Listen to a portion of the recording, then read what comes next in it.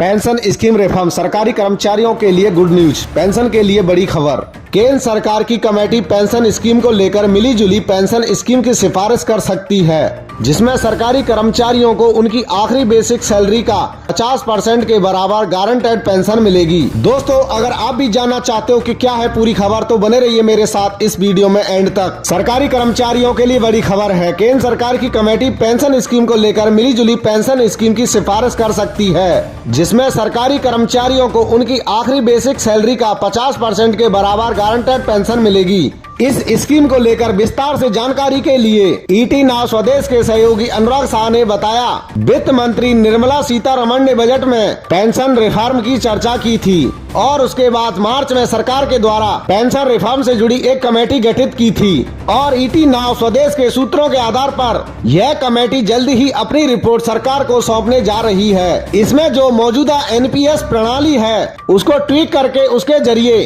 कर्मचारियों को उनकी लास्ट बेसिक सैलरी का 50% तक गारंटेड पेंशन दिए जाने का सुझाव कमेटी देने जा रही है। अनुराग साहब बताते हैं, इसमें एनपीएस का जो मौजूदा प्रणाली है उसमें आपको एनटी तो खरीदनी होगी ही, लेकिन 50% के स्तर पर पहुंचने के लिए सरकार के द्वारा मिला टॉप अप शामिल हो सकता है। 50% पेंशन के लिए 30 साल की सर्विस पूरा करना जरूरी होगा।